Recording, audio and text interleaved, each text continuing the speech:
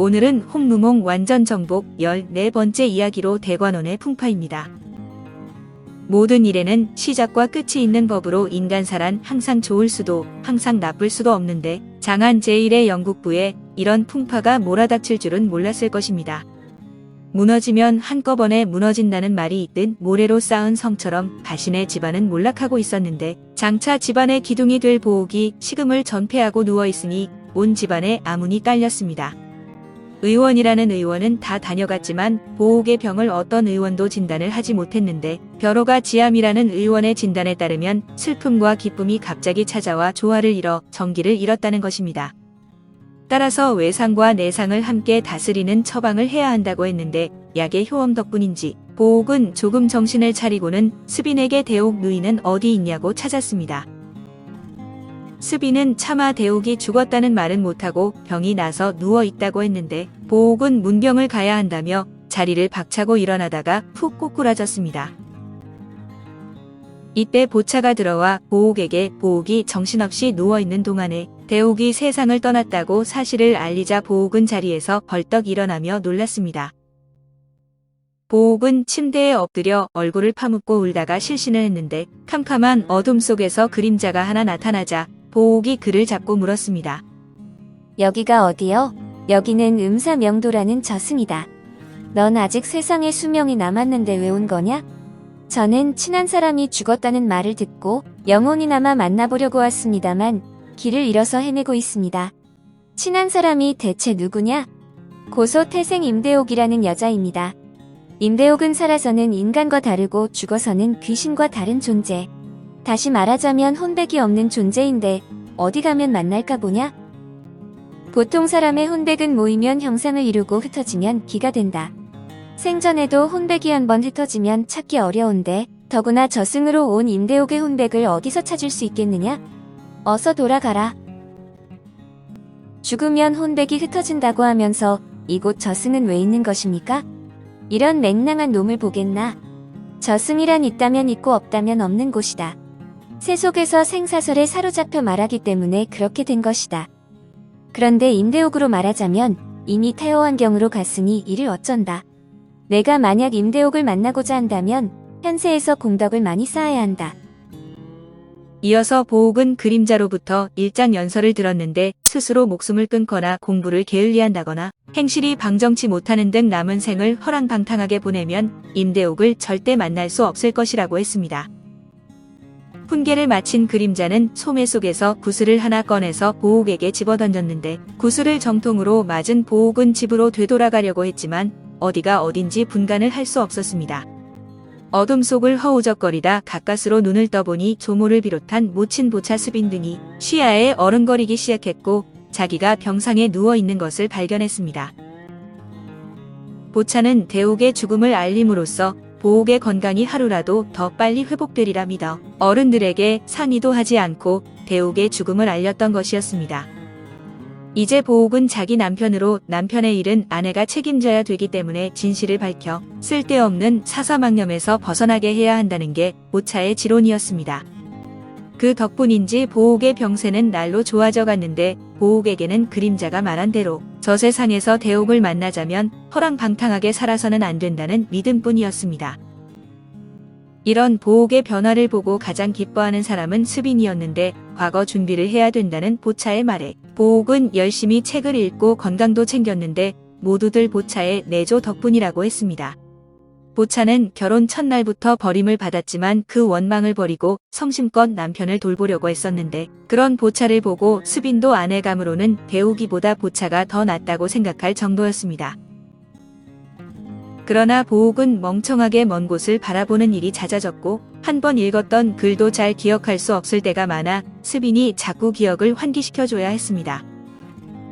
기억력이 떨어지고 무기력해지는 것은 날 때 입에 물고 나온 통영보옥을 잃어버렸기 때문이라고 하는 말도 있었습니다. 보옥이 가끔 대관원으로 가려고 나섰으나 대관원은 일체 출입을 못하도록 대부인의 엄명이 내려져 있었기 때문에 필사적으로 막아야 했습니다. 대관원에 살던 사람들까지 내보내기로 했는데 주인인 비비도 죽은 판이니 대관원을 차라리 헐어버리자는 의견까지 나왔습니다. 엎친 데 덮친 격으로 잘 풀려간다던 설반의 석방 문제가 미궁에 빠졌는데 하급 재판에서 유배 정도로 결정한 것을 상급 기관이 다시 추심해 사형을 내리기로 결정한 것입니다. 이제 마지막 남은 희망은 최상급 기관의 최종 판결이 남아있을 뿐인데 가진 돈도 다 써버렸고 전당포도 날려버렸으며 고향에 남겨둔 집과 전답도 사기에 걸려 한 푼도 못 건지게 된 것입니다. 보차는 하늘이 무너져도 솟아날 구멍이 있다고 했지만 난감하기는 어머니 못지 않았는데 결혼 첫날부터 소박을 맞은 처지라 할 말이 없었습니다. 한편 설반의 부인 하금계는 꿩 대신 닭이라고 아무것도 모르는 시동생 설과를 꼬드기기 시작했는데 설과는 아직 어려 여자의 속성을 모르는 아이라 형수가 하자는 대로 형수의 방에 따라갔습니다. 마침 이 광경을 향릉이 보았는데 하금계는 향릉에 대해 칼을 갈기 시작해 마침내는 독살 음모를 꾸미기에 이르렀습니다. 그러나 향릉을 죽이려고 향릉에게 몰래 독을 타서 먹이려고 한 것이 심부름하는 하녀의 실수로 죽그릇이 바뀌어 자신이 탄 독을 자신이 먹고 죽는 불행한 일이 일어나 영국부가 또다시 발칵 뒤집혔습니다. 영국부가 뒤집어질 일은 이뿐만이 아니었다. 이 집안의 가장격인 가사가 유배당하는 일이 벌어졌다. 가사의 죄목은 지방관리와 결탁하여 세도를 부려 약한 백성들을 학대하고 자제의 도박을 방조하고 양민의 철을 강간하려다 안되니 협박하여 자결케 했다는 것 등이었다. 따라서 금이군이 영국부의 재산을 몰수해 가기에 이르렀다. 큰아들 가사가 유배를 당하고 재산을 몰수당하자 가모는 나머지 재산을 전부 정리해서 골고루 나누어 주었다. 그리고 영국공의 새 습직을 가정에게 넘겨주었다. 그런 뒤 시름시름 앓다가 세상을 떠났다. 대부인은 이미 연로하여 갈 때가 되었다지만 머자나 희봉도 죽음을 맞았다.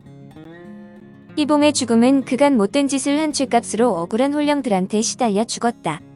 죽기 전에 희봉은 금고 속의 돈을 몽땅 가련에게 빼앗기고 빈손이었는데 마침 병문안을 온 윤오파에게 자기 사후를 부탁하는 가련한 신세가 되고 말았다.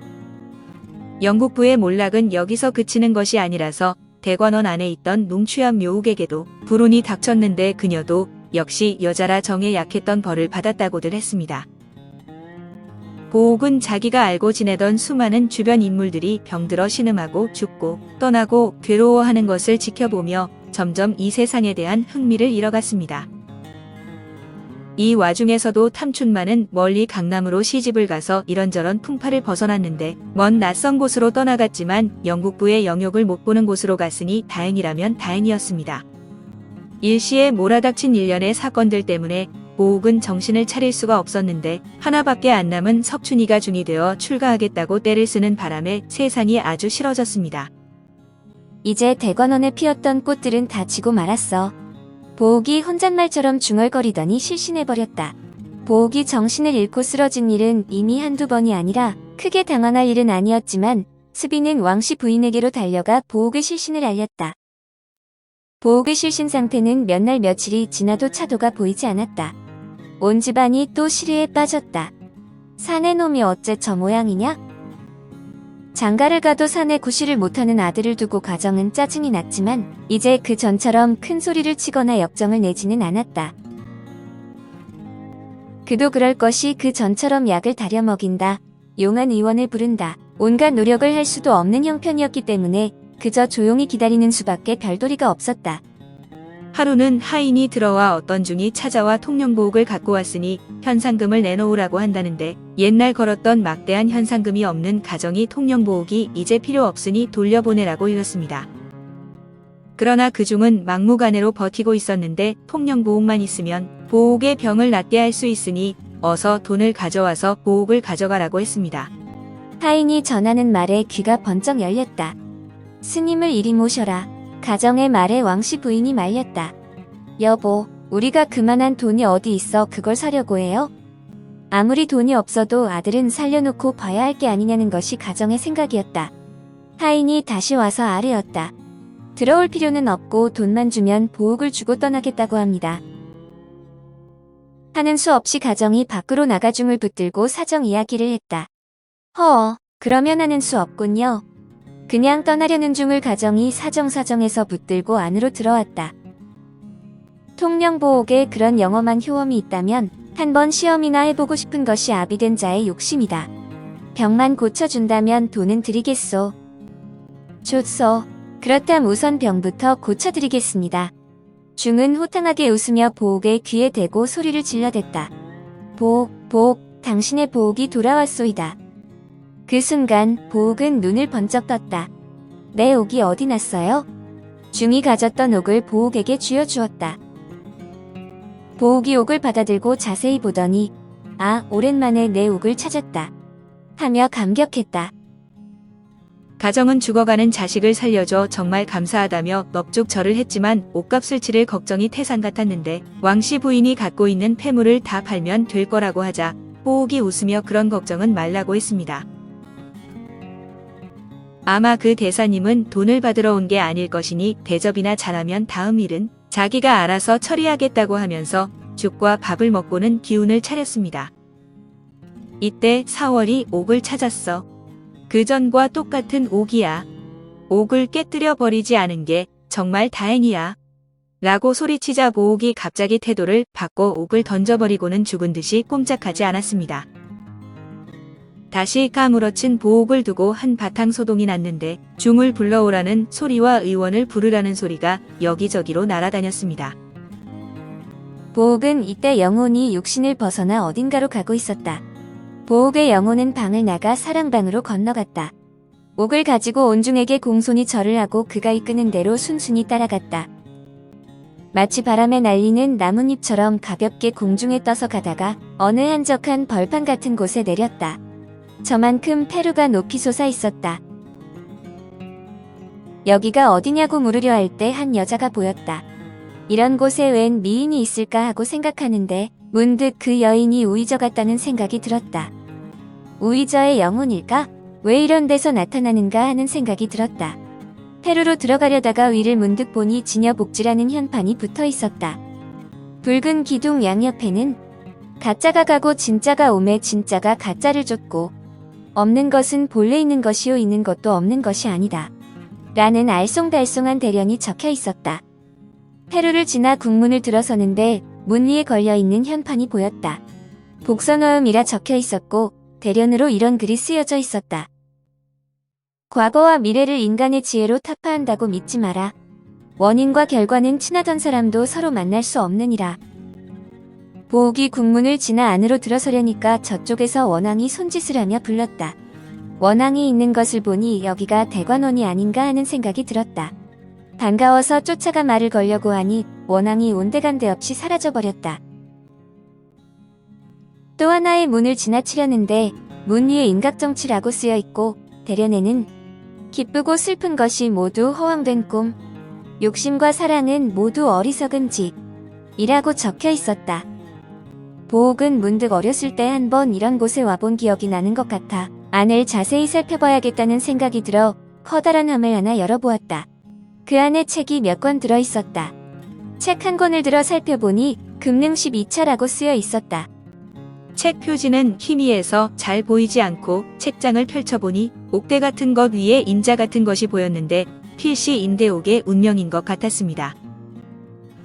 또 금잠설리라는 넉자가 있었는데 그것은 보차의 이름이었고 자세히 보니 원춘 누님의 운수도 적혀 있는 것 같았으며 다른 함을 열어보니 금능우 부책이라는 책도 있었습니다.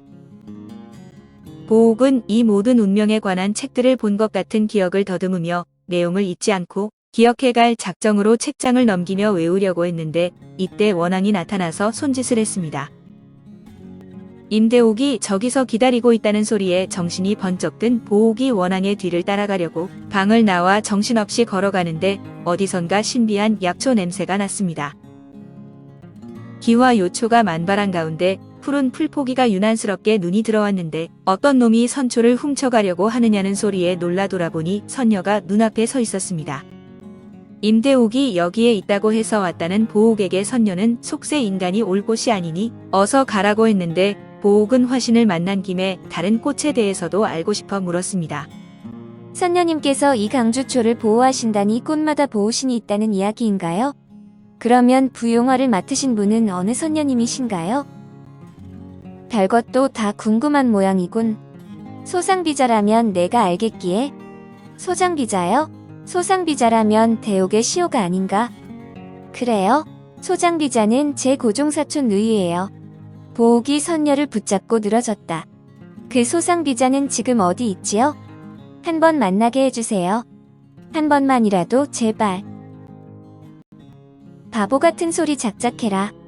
여기는 천상계의 선녀들이 사는 곳이라서 더 같은 속세 인간은 감히 얼쩡거릴 곳이 아니다. 빨리 가라. 보옥은 자기 몸이 속세의 범인인 것을 부끄럽게 여기며 그곳을 나오려는데 한 선녀가 급히 뛰어와 보옥을 내쫓던 선녀를 보고 빨리 신영시자를 모시고 오란다는 말을 전했습니다. 선녀는 자신도 오랫동안 신영시자를 기다리고 있지만 아직 안 왔다고 하자 그녀는 막 국문을 나간 사람이 신영시자라고 했습니다. 두 선녀가 보옥이 나간 곳으로 급히 뒤따라갔는데 보옥은 그런 줄도 모르고 선녀들이 부르는 소리를 못 듣고 달아났는데 우삼저가 칼을 빼들고 앞길을 가로막았습니다. 아니, 오삼저가 아닌가? 왜 칼을 빼들고 나를 위협해? 당신들 집안 형제들은 모두 나쁜 사람들이에요. 돈과 권세만 믿고 여자들을 우습게 희롱했지요. 여기선 속계의 명문 귀족 같은 건 아무 소용이 없어요. 이때 뒤쫓아오던 선녀가 우삼저에게 보옥을 돌려달라고 했다. 그러나 우삼저는 들은 척도 않고 무섭게 대들었다. 나는 아까부터 소상비자님의 분부로 당신을 기다리고 있었어요. 여기서 만난 이상 이 칼로 당신과의 전세의 인연을 끊어버리겠어요. 겁에 질린 보옥이 돌아서 뒤따라오던 선녀에게 구원을 요청하려고 뒤돌아보니 선녀는 온데간데없고 다른 사람이 아닌 청문이 서 있었다. 아, 청문아, 나를 좀 구해다오. 신영시자님 의심하거나 겁낼 것 없어요. 소상비자님께서 시자님을 모셔오라는 분부가 있어 모시러 왔으니까요. 청문의 말을 들은 보옥은 어리둥절했는데 자기는 신영시자도 아니지만 자기를 찾는 소상비자는 또 누구인지 궁금했지만 선녀의 뒤를 따라가는 수밖에 없었습니다. 커다란 궁궐의 한쪽으로 들어간 보옥은 몇 겹의 방사를 지나 큼직한 정방으로 안내되었는데 방 안에는 화관을 쓰고 수놓은 비단 옷을 단정하게 차려입은 선녀가 앉아 있었습니다. 보옥이 선녀를 바라보니 분명한 임대옥이라 기쁜 나머지 가까이 가려하자 발을 들고 있던 시녀가 꾸짖으며 발을 내려버렸고 보옥은 눈앞에 대옥을 두고 방에서 쫓겨나고 말았습니다. 그 방을 나와 길을 잃고 헤매는데 누가 천선복지에 침입했냐는 호통에 떨면서 도망갈 구멍을 찾았는데 온갖 악귀들이 어둠 속에서 나와 보옥을 잡아뜯으려고 했습니다. 꼼짝없이 잡혀서 죽을 수밖에 없는 처지였는데 갑자기 밝은 빛이 쏟아지더니 악귀들이 멈춰섰는데 눈을 들어보니 스님이 서 있었고 손에 거울을 들어 빛을 비추고 있었습니다. 자세히 보니 통령보옥을 가지고 온 그 스님이었는데 보옥이 스님에게 이 모든 것이 무슨 조화냐고 물어보자 스님은 그곳에서 책을 보고도 아직 깨닫지 못했냐며 보옥의 몸을 확 떠밀어 버렸습니다. 보옥의 영혼은 비로소 1000개를 넘나들어 다시 육신으로 돌아와 몸옷을 입었는데 사월은 자기의 실언 때문에 보옥이 죽은 줄 알고 자결을 결심할 정도로 겁을 먹고 있다 기뻐서 소리를 쳤습니다. 온 집안 사람들이 놀랐음은 물론인데 사람들은 중을 의심하기 시작해 처음부터 그놈이 통령보옥을 훔쳐갔다가 이제야 내놓은 것인지도 모른다고 했습니다. 그러나 정작 보옥 자신은 저승의 선경을 비몽사몽간에 보고 온 후부터 사람이 완전히 달라지기 시작했다. 보옥은 아직도 돈을 요구하며 버티고 있다는 중을 찾아가 이렇게 물었다. 스님은 태어 환경에서 오셨습니까? 태어 환경이고 모시고 그런 건 모르오. 나는 온 대로 왔다가 갈 대로 가는 것뿐이오. 그럼 내가 묻겠는데 그 옥은 도대체 어디서 온 거요? 다른 사람들은 중과 보옥의 대화가 무슨 뜻인지 도무지 알아들을 수가 없었다. 보옥이 대답을 못하고 있자 중이 껄껄 웃으며 당신은 자기 자신이 온 곳도 모르면서 내가 온 곳을 묻는단 말이오? 하며 딱한 듯이 보옥을 쳐다보았다. 보옥은 이 말에 한데 얻어맞은 기분이 되어 무언가 깊이 깨닫는 것이 있었다. 스님은 정말 돈이 필요해서 온 것이 아닐 것입니다. 이 옥을 스님께 돌려드리겠습니다. 이 옥은 내 것이 아니고 역시 스님의 것입니다. 하하하, 그걸 깨달았으면 됐소.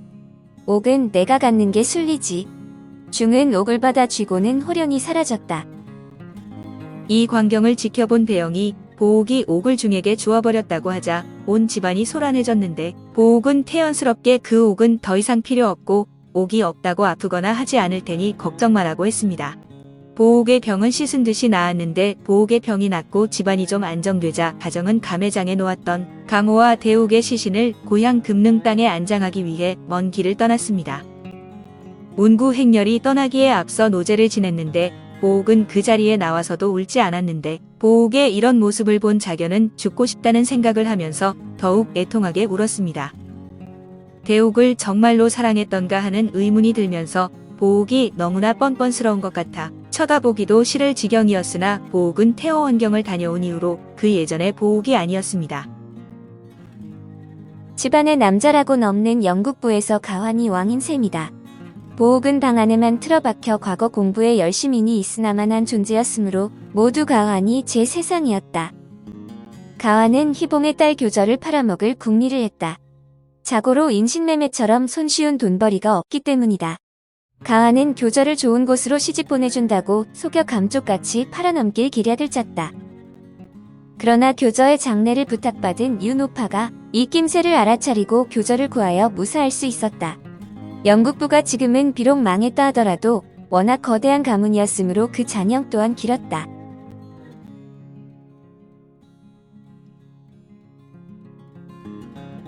홍루몽 완전 정복 마지막 이야기, 다시 돌로 돌아간 이야기로 이어집니다.